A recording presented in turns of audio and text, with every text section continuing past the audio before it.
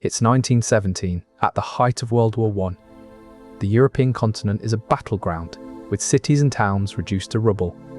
Food supplies are dwindling, and the demand for resources is skyrocketing. In this climate of scarcity, something remarkable begins to take root in the United States: Victory Gardens. These aren't your typical backyard plots. They are empty lots and public spaces transformed into verdant patches of hope. People come together to till the earth, plant seeds, and grow their own vegetables. The scale of this effort is often underestimated. During World War I, millions of Americans join in the cause, turning vacant land into thriving gardens that help feed the nation. Imagine a world where tin is a precious commodity, used not for packaging but for making shell casings and artillery. In this context, every can of food saved means one less can that needs to be shipped overseas. This isn't just about growing vegetables, it's about a national effort to conserve scarce resources and ensure food security during wartime. These humble gardens become a vital lifeline. The spirit of self-reliance and shared purpose that drives these efforts becomes a symbol of American resilience. Early on, they were called defense gardens, reflecting the urgency of the times. Americans are urged to grow their own vegetables early in the war. School children learn how to tend to these small plots of land, bringing a sense of responsibility and pride to the younger generation. The homegrown efforts of these gardens help ease the burden on the nation's food system during World War I. They become a beacon of hope in an otherwise dark time. This tradition of victory gardens sets the stage for their well-known and effective role during World War II, as ordinary citizens once again transform public spaces into lush gardens to support the war effort. And this is just one of many stories where the smallest actions have the biggest impact. It's April 1942, and America is at war. As the country mobilizes for World War II, citizens across the United States are transforming their backyards into productive gardens. But it's not just backyards that are being converted into green spaces. School grounds and company land are also repurposed for growing vegetables, adding to the millions of victory gardens planted across the nation. By 1943, a total of 20 million victory gardens are thriving, a testament to America's resolve and resourcefulness during wartime. These gardens spring up on school grounds, in vacant city lots, and even in apartment window boxes and on rooftops, turning urban landscapes into lush patches of self-sufficiency. The National Garden Bureau promotes these efforts with posters like "War Gardens for Victory, Grow Vitamins" at your kitchen door, urging every household to contribute to the war effort through gardening. Even Eleanor Roosevelt gets involved, planting a victory garden on the White House lawn in 1943, setting an example for the nation to follow. But the reach of these gardens goes beyond traditional spaces. The first victory gardens are planted by school children in Detroit, Michigan, demonstrating that even young citizens can play a role in supporting the war effort. And it's not just civilians who are turning to gardening for sustenance and morale. Incarcerated individuals in barracks cultivate their own victory gardens, finding solace and purpose in tending to life amidst the chaos of war. And this collective action underscores the idea that even the smallest efforts can have the biggest impact, as these ordinary citizens transform public spaces and backyards into productive, vital lifelines during a time of national crisis. In cities, suburbs, and rural towns alike, backyards were transformed into lush patches of green. Neighborhood, lots that once sat idle now teemed with life. In urban areas where space was at a premium, rooftops and apartment window boxes became miniature gardens, each contributing to the nation's food supply. The USDA estimated that these collective efforts yielded an astonishing 9 to 10 million tons of vegetables by 1944, providing a vital supplement to the country's food supply.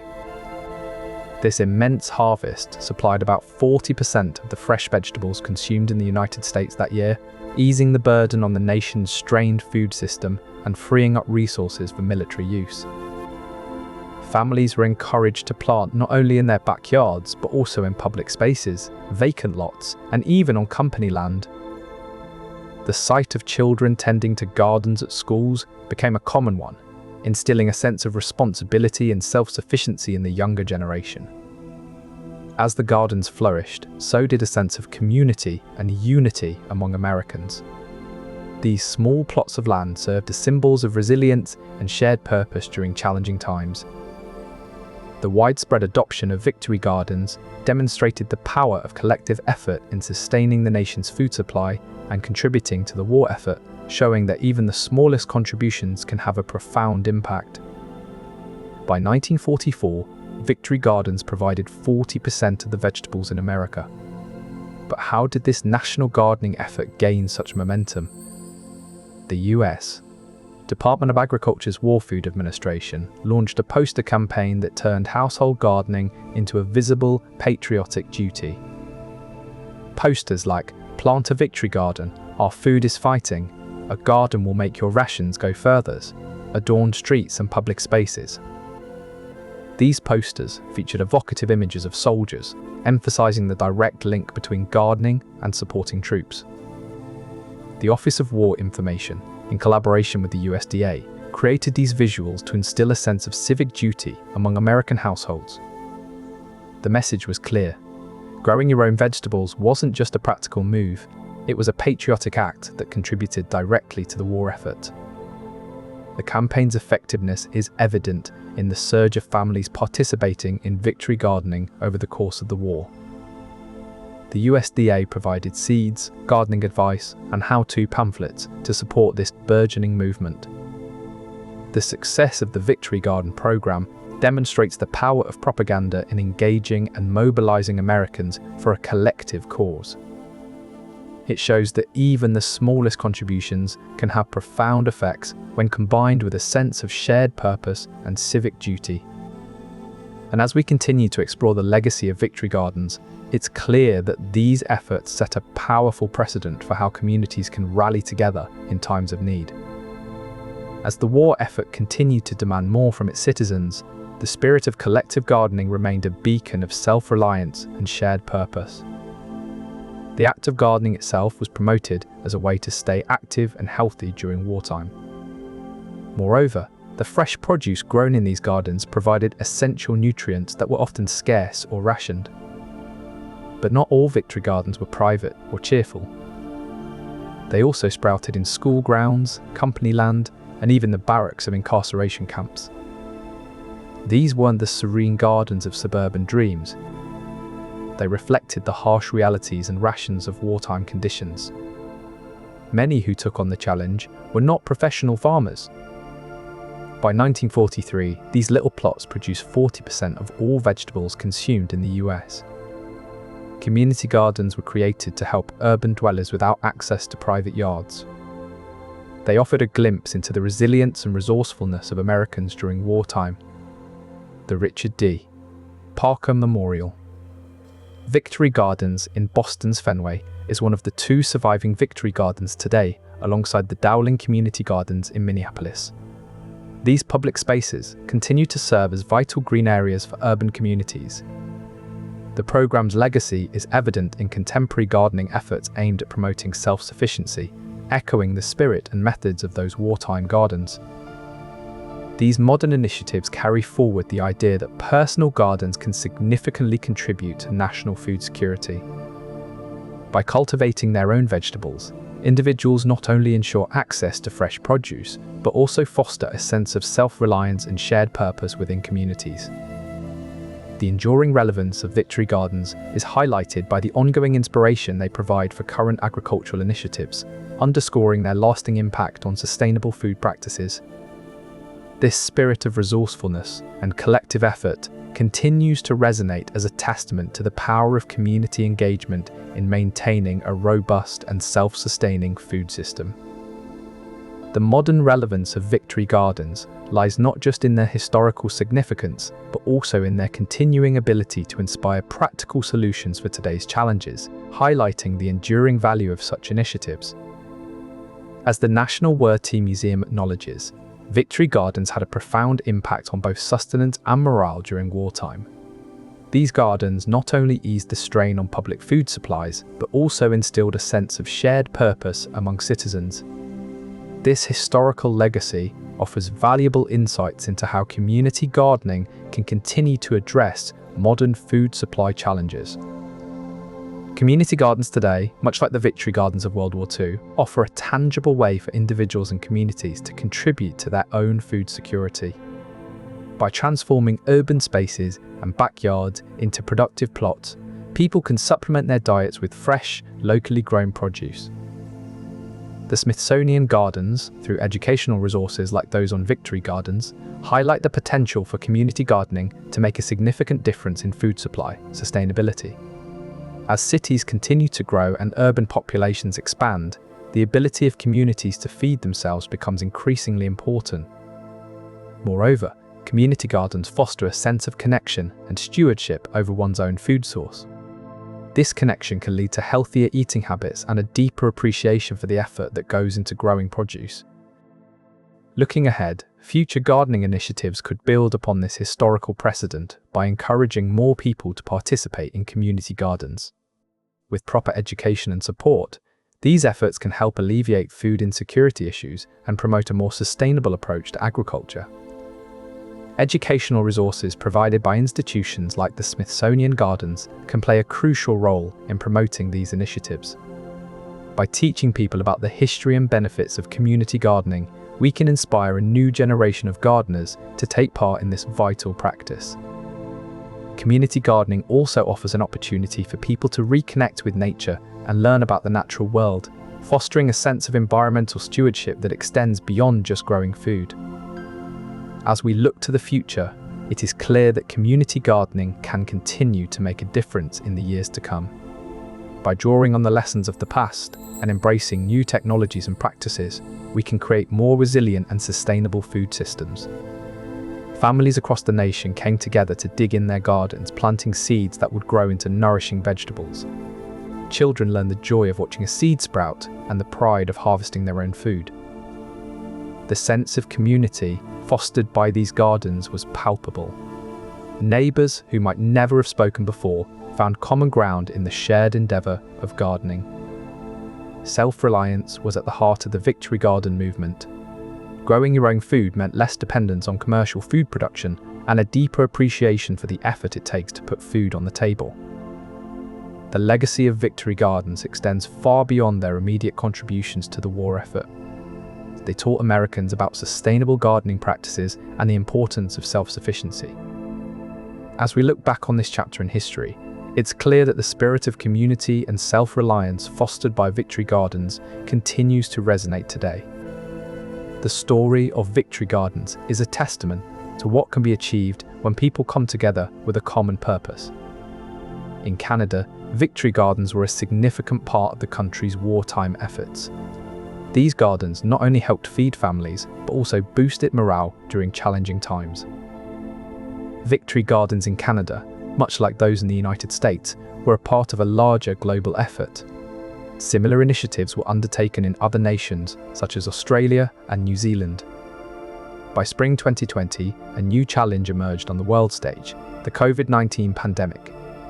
As most Americans were directed to shelter at home to slow virus spread, the idea of Victory Gardens re-emerged as a practical solution.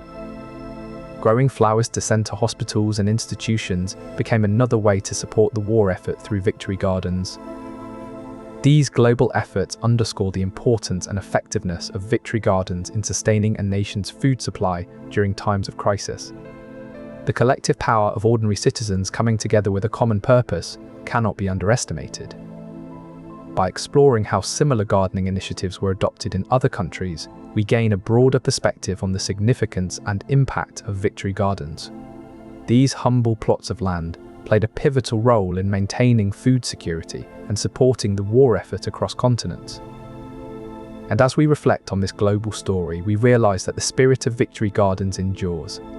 Whether it's during wartime or a pandemic, ordinary citizens continue to find creative ways to support their communities and each other.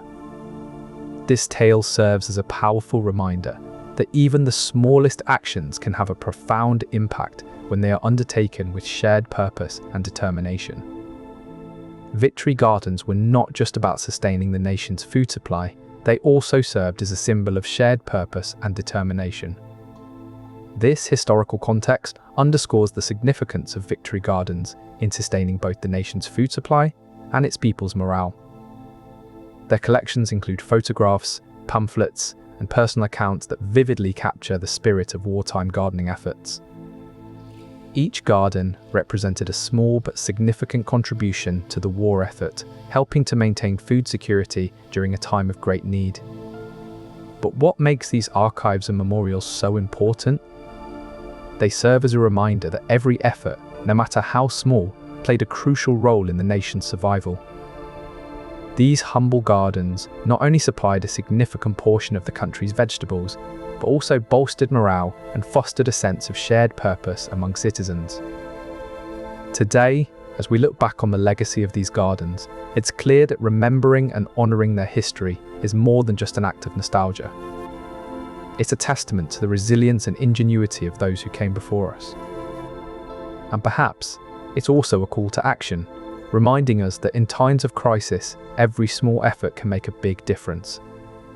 As we honour the legacy of Victory Gardens, we are reminded that our actions today can have a profound impact on tomorrow's history. In the quiet of wartime backyards, a transformation was underway. Women across America were turning public spaces and backyards into Victory Gardens, their hands in the soil as much a symbol of patriotism as Rosie the Riveter's bandana. These posters often featured women digging in the dirt, a stark contrast to the usual depictions of housewives. The recruitment and training of women for gardening were essential components of the Victory Garden programme. Her garden produced more than 700 pounds of vegetables, contributing to the national effort and setting an example for other women. Across the country, these ordinary citizens turned extraordinary, digging in the dirt to feed a nation at war. As the nation turned to its citizens for help, schools became a vital part of the war effort. By incorporating gardening into their curriculum, educators found a hands-on way to teach children about agriculture and instill a sense of patriotism. Children dug in the soil, planted seeds, and watched as tiny sprouts transformed into hearty vegetables. This practical education taught them about the life cycle of plants and the importance of tending to crops. The curriculum taught in these school gardens extended beyond just agriculture. Children learned about teamwork, perseverance, and the importance of contributing to a greater cause. These lessons were reinforced by the tangible results of their labour.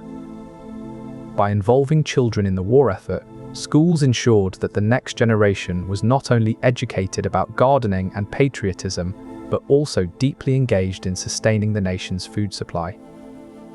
While schools mobilised children, the black market became a hidden adversary to the Victory Garden effort. Amidst rations and shortages, some gardeners turned their surplus produce into cash on the side, selling it at inflated prices. In cities like Boston, where urban gardens bloomed in vacant lots, enterprising individuals would divert a portion of their harvest to illicit sales. The government was well aware of these black market activities and took steps to combat them. Posters from the War Food Administration warned gardeners not to let their produce become part of the black market menace.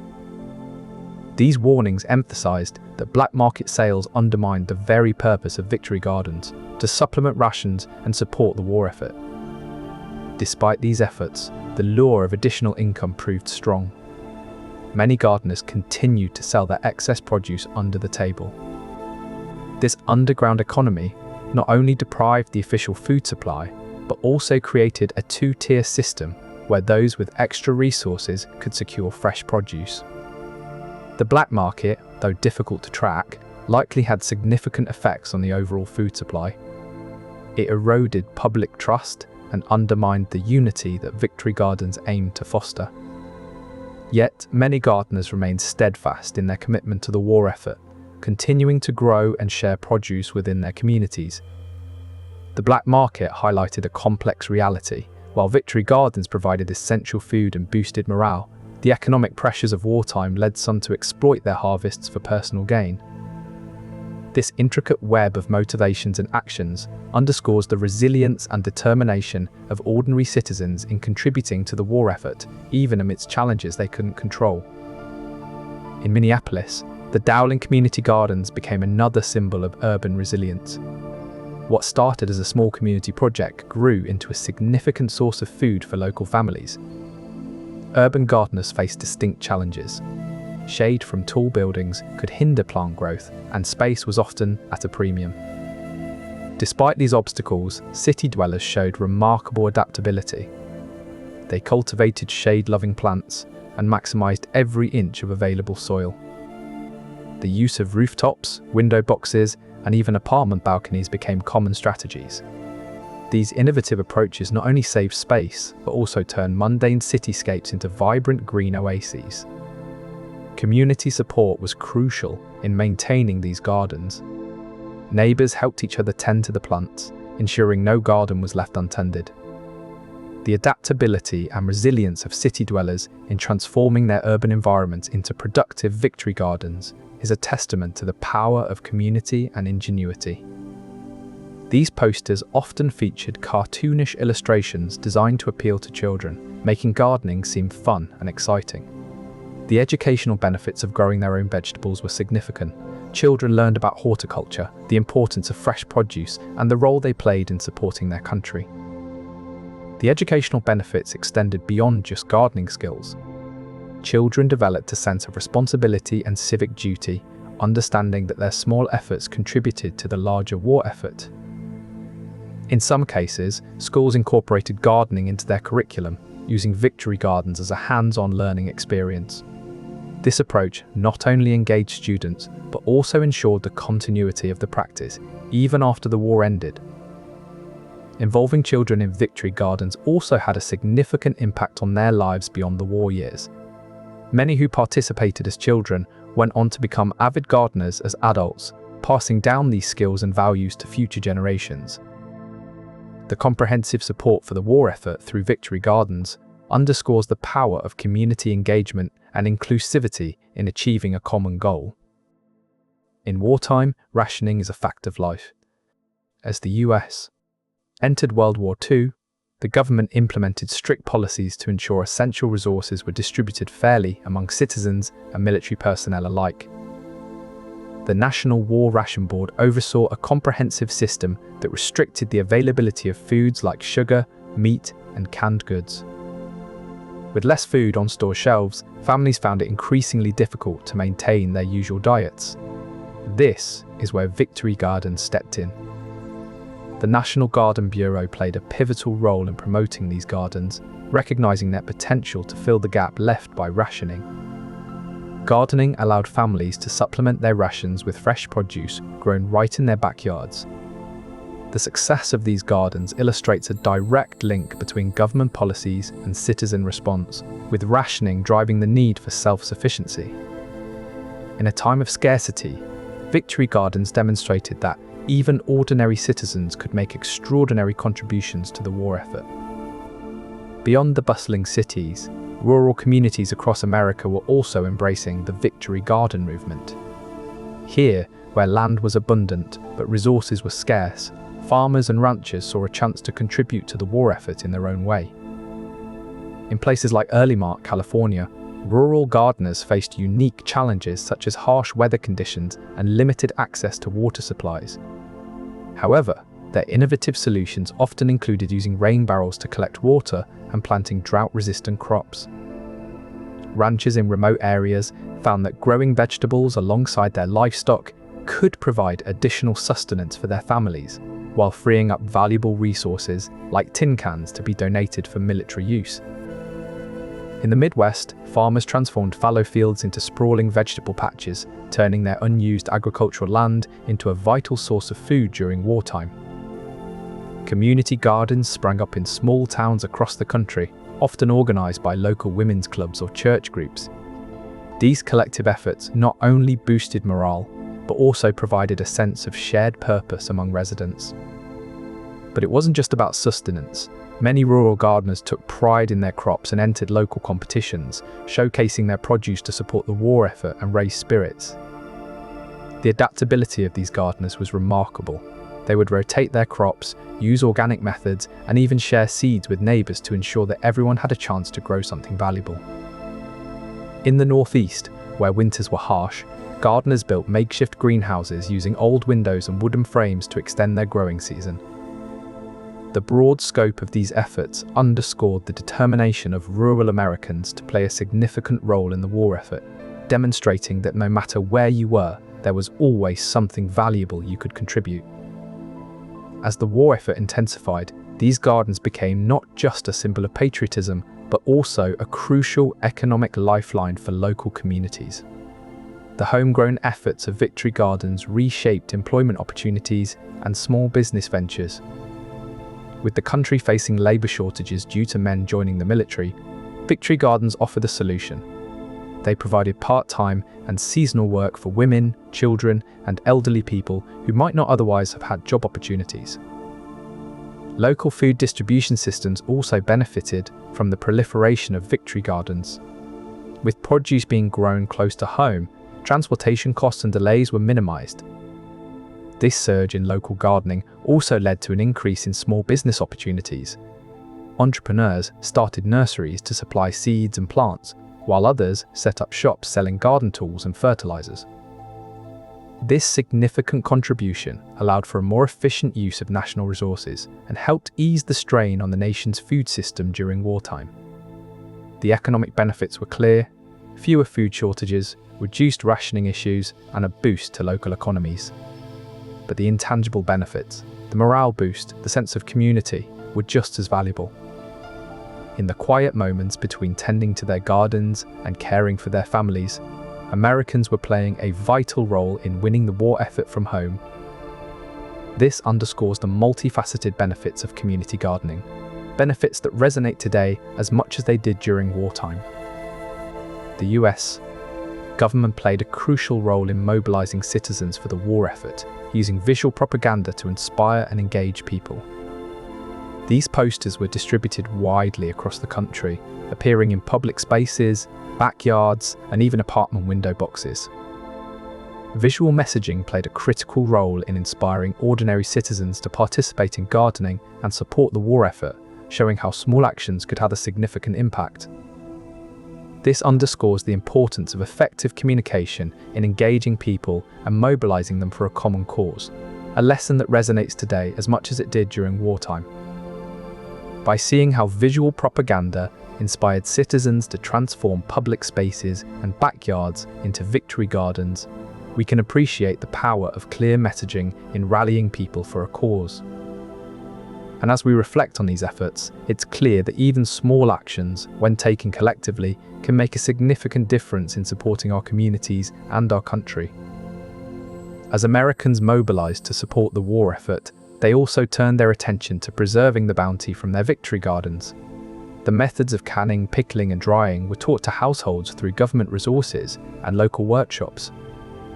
The USDA distributed detailed pamphlets on home canning, emphasizing the importance of using the right jar sizes and proper sterilization techniques to ensure long-term storage. Pickling was another crucial technique, with brines made from vinegar, water, and spices that could preserve vegetables like cucumbers and beans for months at a time. Drying fruits and vegetables was also promoted as a means to extend their shelf life. Thinly sliced apples, pears, and plums were laid out in the sun or placed in a dehydrator to create dried snacks that could be stored easily. Local workshops often featured hands-on demonstrations where instructors show participants how to prepare jars for canning and how to monitor the pH levels of brine solutions for pickling. These techniques not only ensured that families had access to fresh produce throughout the year, but also helped alleviate pressure on the nation's food supply during wartime. By extending the life of their garden produce, Americans were able to support the war effort more effectively, reducing the demand for scarce tin cans and other resources needed for military use. These preservation methods became a vital part of the Victory Garden movement, demonstrating how small actions taken collectively could make a significant difference in sustaining the nation during times of need. The National Garden Bureau promoted these gardens with posters like "War Gardens for Victory, Grow Vitamins at your kitchen door," highlighting the importance of fresh produce even in healthcare settings. This initiative showed that small actions could have a significant impact on the nation's overall health and morale. Hospitals, orphanages, and other institutions saw the value in establishing these gardens. They provided fresh vegetables and flowers to enhance patient diets and brighten up the environment. This effort not only fed bodies but also nourished souls amidst the challenges of war. The versatility of Victory Gardens is underscored by their presence in various settings during wartime, addressing different needs of society. From backyards to public spaces, and now healthcare institutions, these gardens demonstrated the collective power of small actions in sustaining the nation during times of need. Victory Gardens, stretching from suburban lawns to rooftops and empty lots, increased biodiversity in urban areas. The introduction of native plants and vegetables attracted a variety of insects, birds, and other wildlife that had previously found cities inhospitable. The health improvements were not limited to humans. As gardens flourished, so did the soil beneath them. With careful tending and composting, Victory gardeners enhanced the fertility of urban land that had been depleted by decades of industrial use. Additionally, these gardens helped reduce pollution levels. Plants absorbed carbon dioxide and other greenhouse gases, contributing to cleaner air in densely populated areas. They also filtered out pollutants from rainwater, preventing runoff into local waterways. This unintended environmental stewardship was a testament to the power of collective action. By growing their own produce, citizens not only fed themselves, but also nurtured the ecosystems around them, leaving a lasting impact on urban landscapes long after the war ended. Imagine the once barren city lots now thriving with life, bees buzzing around flowers, birds perched on branches, and children playing among the vegetables they helped grow. These scenes were commonplace during the war years and offered a glimpse of what cities could become. But these changes didn't happen overnight. It took dedication, sweat, and love for the land to transform urban spaces into havens of life. Victory gardeners invested time and effort into making their patches of soil productive and vibrant. And it wasn't just about the gardens themselves.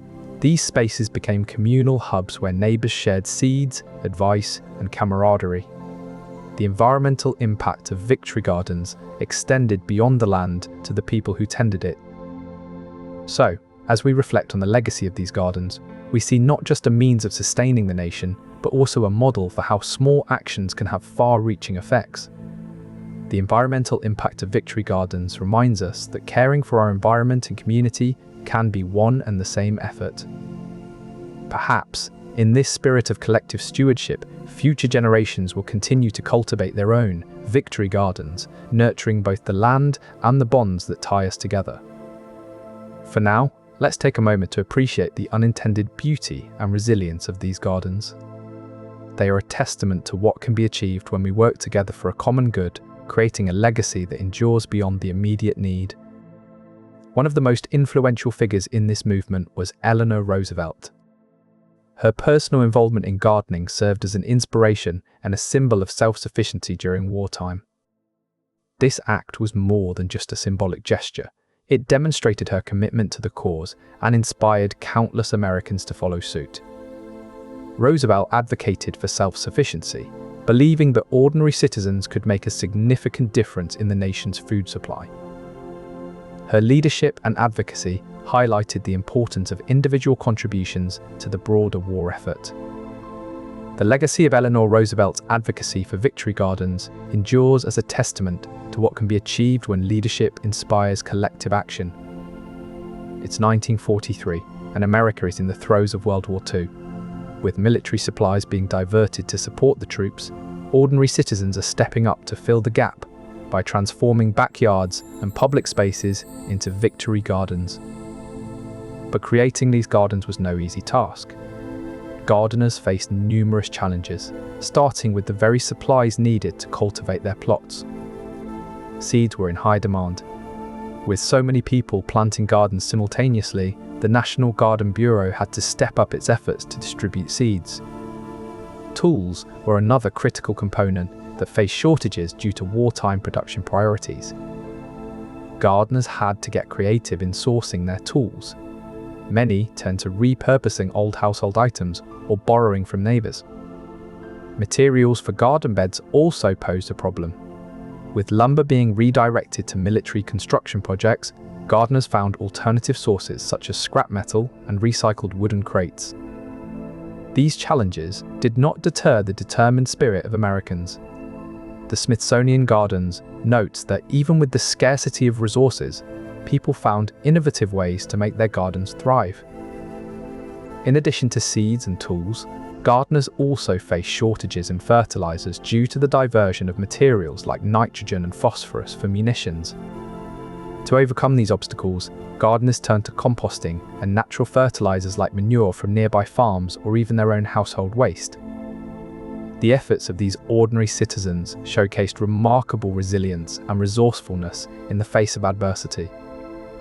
These gardens serve as a testament to what can be achieved when ordinary citizens rise to meet extraordinary challenges. School gardens served as excellent examples for communities, demonstrating how even small plots of land could produce significant amounts of food. The Smithsonian Gardens highlight that these educational programs were instrumental in showing Americans the potential and benefits of community gardening. By involving students directly in the process, schools not only taught them valuable skills, but also instilled a sense of purpose and responsibility. The impact on youth engagement and morale was significant, as young people saw firsthand how their efforts could contribute to the national war effort. In conclusion, schools played a crucial role in the success of Victory Gardens by educating future generations about gardening and instilling a sense of civic duty. This demonstrates how education can transform public spaces and backyards into vital resources for sustaining the nation during challenging times. Gardeners had to contend with the harsh New England winters and the milder summers that followed. To mitigate these challenges, they often planted cold hardy vegetables such as carrots, beets, and spinach. These crops could withstand the frost and provide a steady supply of fresh produce throughout the winter months. The city's humid summers and mild winters required a shift in gardening strategies. Gardeners here planted heat-resistant crops like tomatoes, peppers, and cucumbers. These crops thrived in the warmer weather and provided a bountiful harvest during the summer months. Across the country, in cities like Los Angeles, gardeners dealt with dry summers and mild winters. They planted drought-tolerant crops such as squash, zucchini, and eggplants. These plants required less water and could survive the arid conditions, ensuring a sustainable food supply for the region's residents. In all these regions, gardeners demonstrated remarkable resilience and adaptability in overcoming natural obstacles to support the war effort. Despite varied weather conditions, they found innovative ways to cultivate crops that could thrive under different climatic circumstances. The impact of weather on Victory Gardens serves as a testament to the resilience and adaptability of ordinary citizens in overcoming natural obstacles. Their ability to transform public spaces and backyards into productive gardens sustained the nation's food supply during challenging times. This spirit of adaptability and determination is a key part of America's history, reflecting the resolve of its people in the face of adversity. It was 1942, amidst the clamour of World War II. Amidst the chaos and uncertainty, a quiet resolve took hold in America's backyards and public spaces to grow Victory Gardens. Community centres played a pivotal role in this effort, becoming hubs where citizens could learn, collaborate, and transform empty lots into bountiful plots. The Smithsonian Gardens highlights the significance of these community-driven initiatives, showcasing how ordinary people stepped up to support the war effort. Community centres coordinated classes and provided resources, fostering a spirit of collaboration that extended far beyond the war years. As the war effort ramped up, Americans showed remarkable ingenuity in making do with what they had. Victory Gardens were not just about growing vegetables, they also required creative solutions to resource scarcity. With tin and other essential materials diverted for military use, gardeners turned to common household items to repurpose as planters, stakes, and mulch. Posters from the War Food Administration encouraged gardeners to use everyday items like old boots, tin cans, and wooden crates as makeshift planters. Gardeners also got creative with stakes, using items like forks and spoons stuck upside down into the soil to support growing plants. Newspaper was another valuable resource, used not only for seed packets but also as mulch to control weeds and retain soil moisture. The ingenuity of Americans in repurposing these everyday items highlights their adaptability and resourcefulness during wartime shortages. These creative solutions not only made the most of limited resources, but also symbolized the resilience and determination of a nation united in support of its troops. From old boots to tin cans, these recycled materials were more than just substitutes. They were emblems of a community's commitment to the war effort. The sight of makeshift gardens filled with vegetables grown in repurposed items served as a reminder that every little bit helped in the larger struggle. This spirit of resourcefulness and unity continued to resonate long after the war ended, illustrating the indomitable American spirit at its finest. As the war effort gained momentum, prominent figures across America stepped up to encourage civilians to do their part. Among them were celebrities who used their public platforms to advocate for victory gardens. Celebrities like Bette Davis and Clark Gable, known for their glamorous lifestyles, also got involved. They appeared in public service announcements promoting victory gardens. These endorsements had a significant impact. Celebrities lent their charm and prestige to the cause, making it more appealing and accessible to ordinary citizens. Their efforts not only boosted morale, but also eased the burden on the nation's food system during a time of scarcity and need. As we continue to explore this period of unity and resourcefulness, it becomes clear how pivotal these public figures were in rallying the nation behind a common cause. This spirit of unity and purpose resonated deeply with Americans, illustrating their unwavering commitment to supporting the war effort. As the war progressed, so did the nation's resolve, buoyed by the example set by these influential figures and the collective effort that followed. With each shovel of dirt and every seed planted, ordinary citizens knew they were contributing to a greater cause. These victory gardens became more than just patches of land. They symbolized America's collective strength and resilience during wartime. In the quiet moments between battles, the sight of flourishing gardens must have offered a sense of normalcy and hope for better days ahead. And as we look back on this period in history, it's hard not to feel a sense of pride in how America came together to support the war effort. The efforts of celebrities and ordinary citizens alike showcase a time when individual actions could make a significant difference in a global conflict. Beyond a national call to action, regional differences shaped how Americans planted their victory gardens.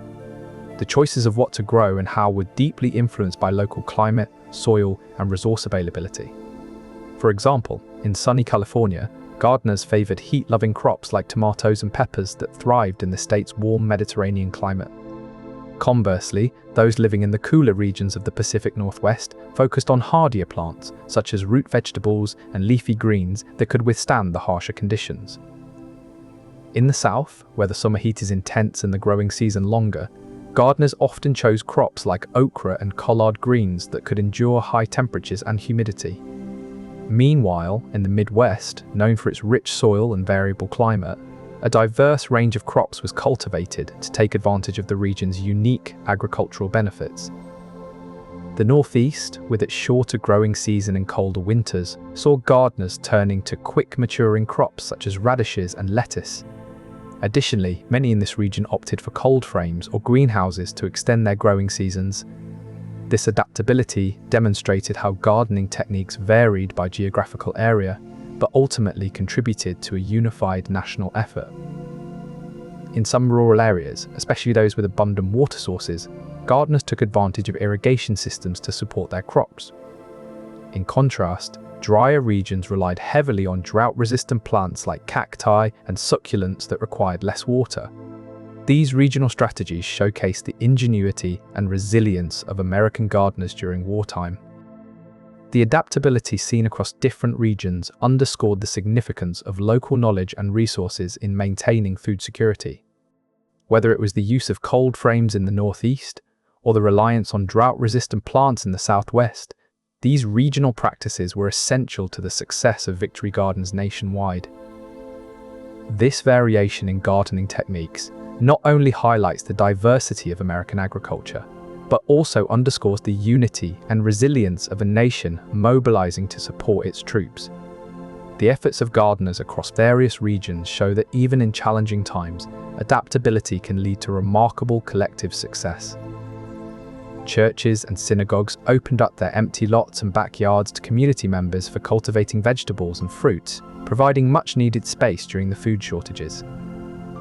In cities like Boston, the Richard D.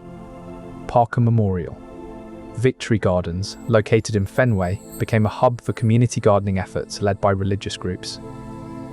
Religious leaders encouraged their congregations to participate in gardening activities, seeing it as an act of civic duty and a way to support the troops. The US Department of Agriculture provided seeds and gardening advice to these religious institutions, further facilitating their efforts in growing victory gardens. The communal effort showcased by religious institutions in supporting the war effort through gardening demonstrates the broad support and cooperation that sustained victory gardens across America. This collective resilience and adaptability led to remarkable success in maintaining food security during a time of national challenge. In places like the Navajo Reservation, tribal members drew upon centuries-old farming techniques to cultivate victory gardens.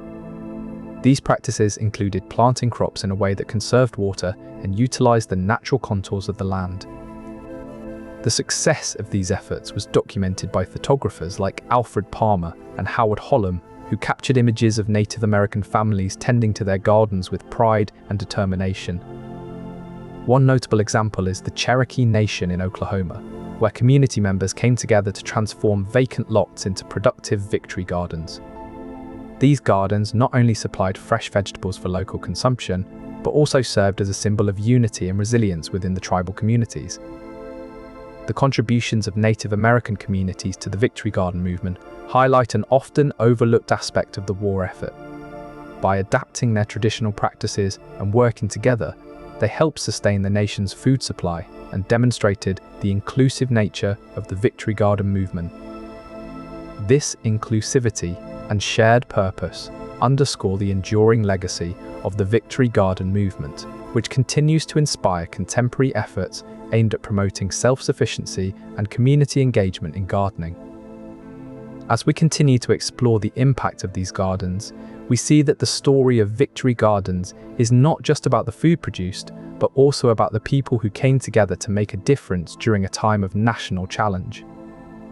Their efforts serve as a reminder that even in the face of adversity, unity and resilience can flourish, leaving a lasting mark on our collective history. Meanwhile, rural farmers stepped up their production, providing urban centers with seeds and gardening advice through the USDA. This urban effort was complemented by the rural sector, which provided critical resources and expertise. Their joint efforts resulted in about 40% of the fresh vegetables consumed in the US. By 1944, this partnership between city dwellers and rural farmers showcased a unity that was crucial to maintaining food security during the war. The USDA's involvement further underscored the significance of rural-urban collaboration in supporting the war effort.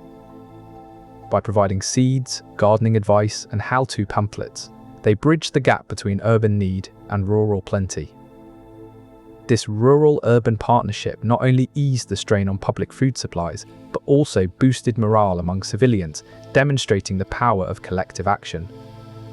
In essence, Victory Gardens became a symbol of self-sufficiency and shared purpose, illustrating how different regions of the country could work together for a common cause. The city of Detroit recognized the potential impact of these gardens on both morale and food security. By transforming vacant lots into productive spaces, local governments empowered ordinary citizens to contribute directly to the war effort. Across the country, other municipalities followed suit. The Smithsonian Gardens highlight how community gardening initiatives during wartime have been pivotal in maintaining food supply and boosting morale. These resources not only equipped citizens with the tools they needed, but also created a sense of collective purpose and shared responsibility. In essence, the collaboration between local governments and communities underscored the power of collective effort in achieving national goals during times of crisis.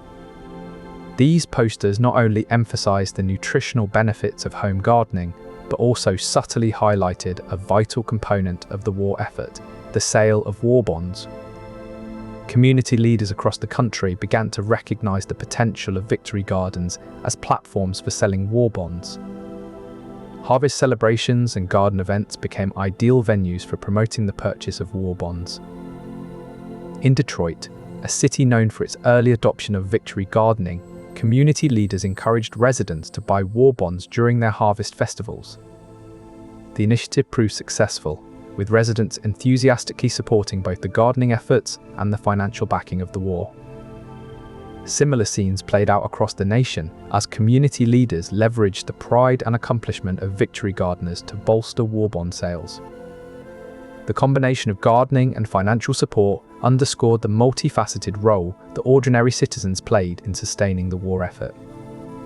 By linking garden events to war bond sales, community leaders demonstrated that gardening was not just about growing food, but also about providing financial support for the war effort.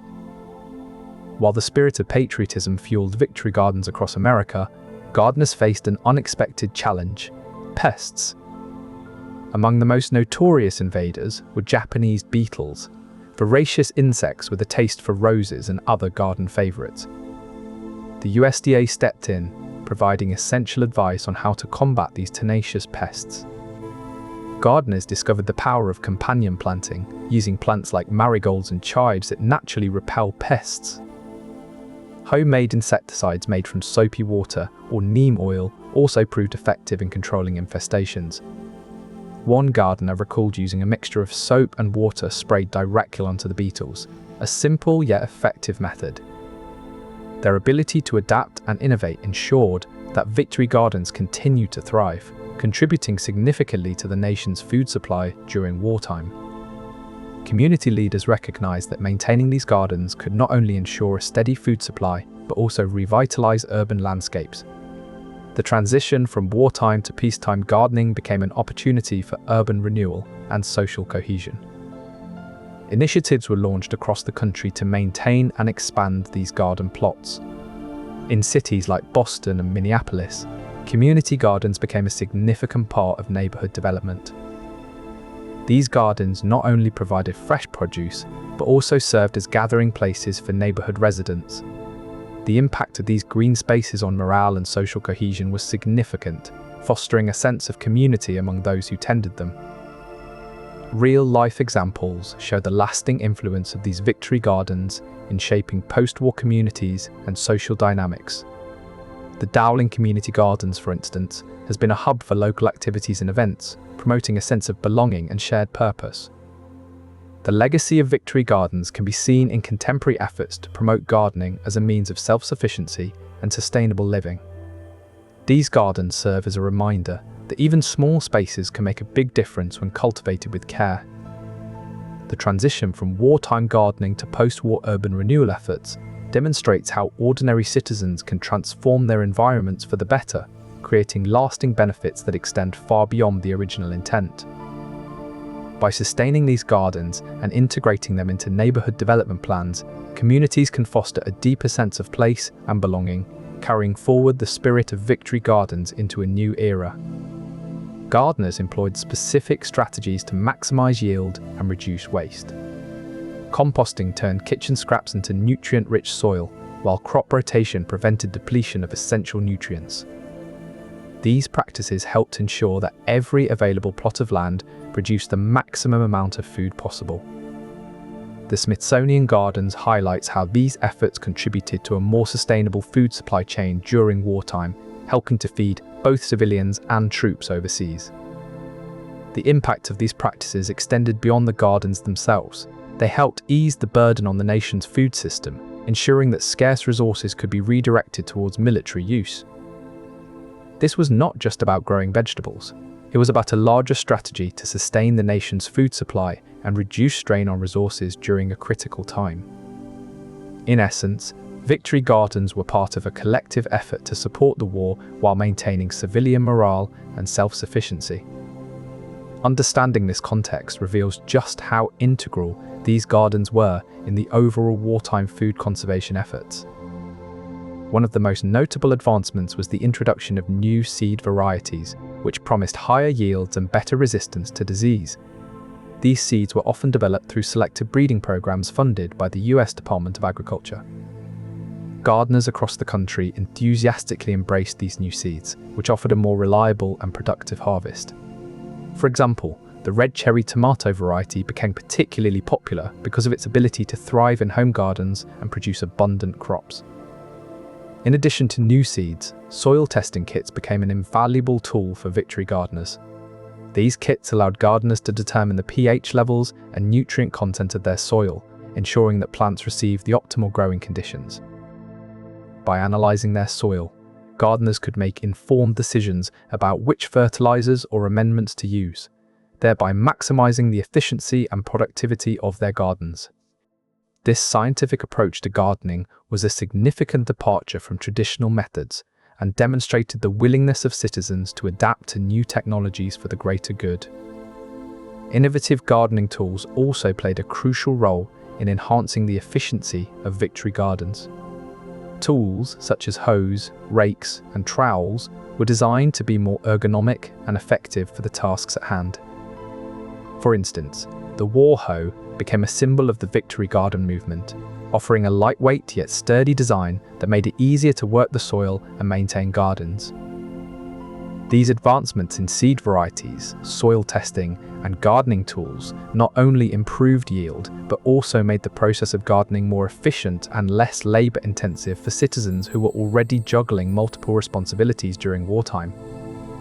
The embrace of these agricultural innovations by ordinary citizens underscores their commitment to supporting the war effort in every way possible, transforming even small backyard plots into vital components of the nation's food supply. As the war raged on, the ingenuity and dedication of these gardeners ensured that their communities remained resilient and self-sufficient, contributing to the overall morale and success of the nation's wartime efforts.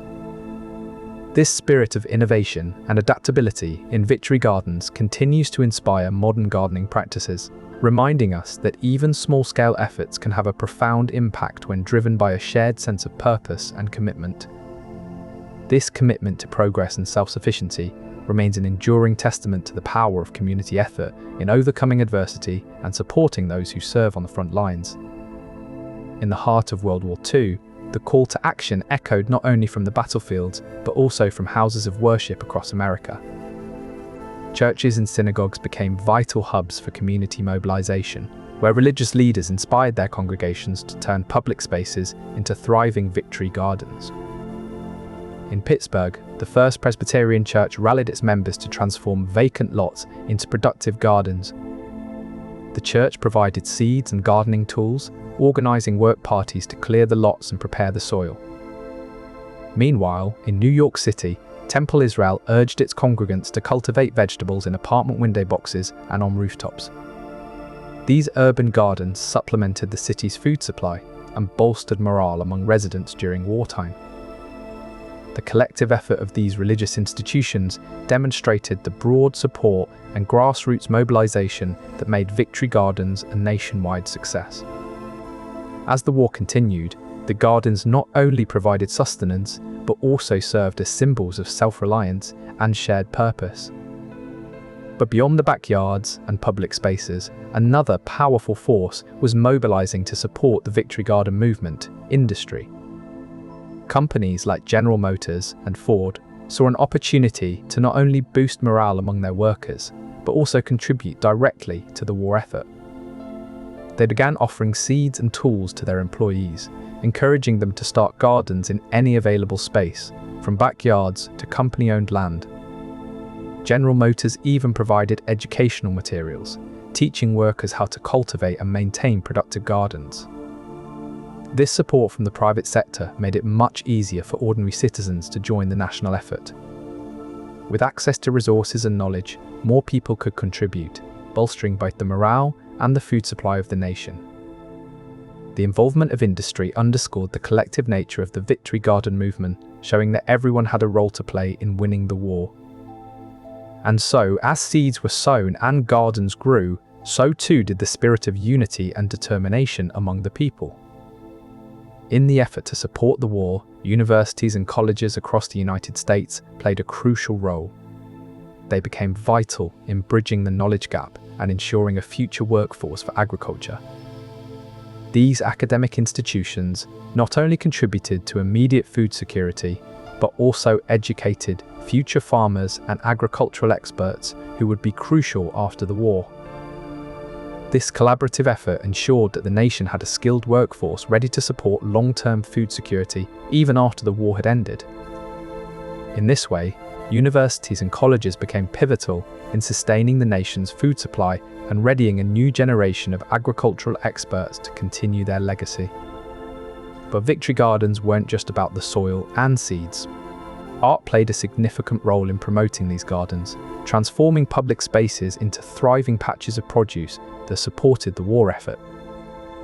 Posters, a classic form of wartime propaganda, were instrumental in encouraging citizens to participate. This vibrant image depicted a family tending to their garden with the phrase, "Grow vitamins at your kitchen door," emphasizing the health benefits of homegrown produce. But art in the Victory Gardens movement wasn't limited to posters. Sculptures also played a pivotal role. In some cities, public art installations featured statues of soldiers and farmers, symbolizing the unity between civilians and military personnel. These sculptures served as both a reminder of the sacrifices being made on the front lines and an inspiration for those at home to contribute in any way they could. Beyond visual arts, community-led initiatives often involved performances and events that celebrated the spirit of Victory Gardens.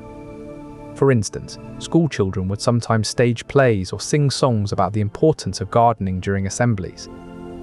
These artistic expressions helped to create a sense of shared purpose and patriotism among all ages. In this way, art contributed creatively to the gardening movement by fostering public participation and encouraging a sense of collective responsibility.